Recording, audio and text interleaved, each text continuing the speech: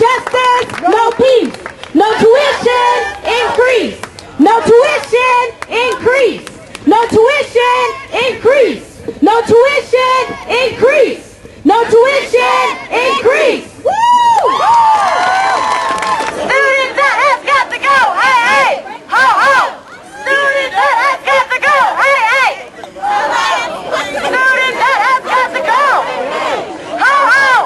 Student debt has got to go. Hey, hey. Ho, ho. Welcome, friends, to our students' attempt at getting our voices heard at our University of Louisville. No, but did you catch that? I didn't call it the University of Louisville. I called it our University of Louisville.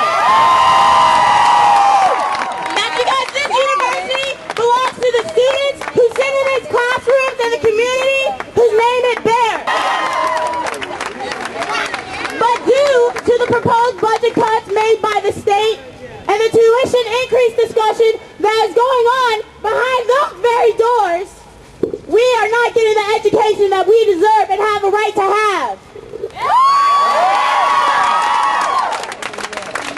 So, how are we going to get that education? Well, let me tell you, it's not going to be by taking out thousands of dollars worth of loans every year. And it's not going to be by having to work full time just to avoid paying loans. You know how it's going to be? It's going to be by having ourselves standing right here and fighting what seems to be an apathetic commuter mentality that seems to be going around. And we're going to show the administration that we do care about our education, and we are not going to allow them to keep on increasing tuition. I want to be heard. I want to be heard about budget cuts. I want to be heard about tuition increases, and I want to be heard about student debt. Because right now at the university, injustice and economic enslavement, it's happening here. And I have a problem with this, because we generate 40% of the school's income. So why is it acceptable for the administration and for Frankfurt to dig into our patched up pockets for more money?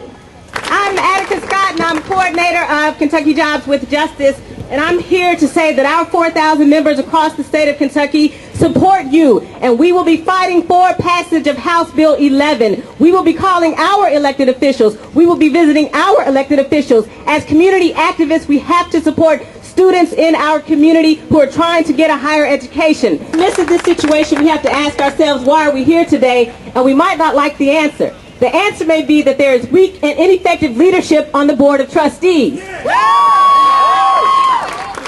The answer may be that there are elected officials across this country, across this state, that hate on Louisville. I've been in Frankfurt, and there are too many elected officials from other parts of the state who don't want to see any support go to the city of Louisville, let alone the University of Louisville. Because when we looked at the situation in America today, where student debt exceeds $426 billion, not counting the private loans that we must take out to pay for our education, that, let me reiterate, we need, that is a necessity. When we saw that the average college student graduates today with twice the amount of debt as they did 10 years ago, we said, yes, this is something that deserves our attention, this is something that deserves our time, and this is something that deserves our support. How much tuition costs? That decision happens here. So that's why we're here.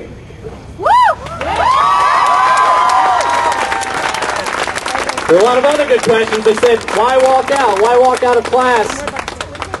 Didn't we pay for these classes? Shouldn't we? That's right. I said, our answer to that is a walkout reminds us, it reminds the university administration, it reminds Frankfurt of who holds the power in our relationship with them. Again, this morning when we were talking to the university official, he said, I can't do anything. When I go to Frankfurt, they see me as a representative of the University of Louisville. And so they won't listen to me. I don't have any influence on them.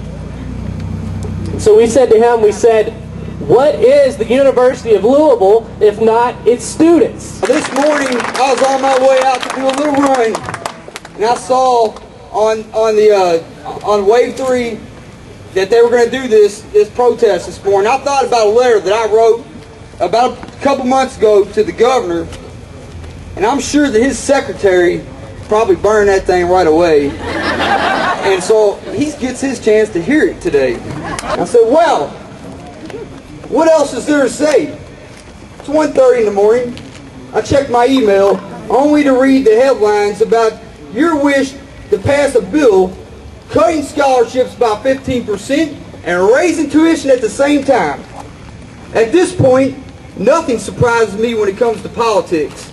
I'm a history major, and sometimes I believe the only good leaders this nation ever had are buried beneath the sands of time in an age where it meant something to look out for each other and do the moral thing.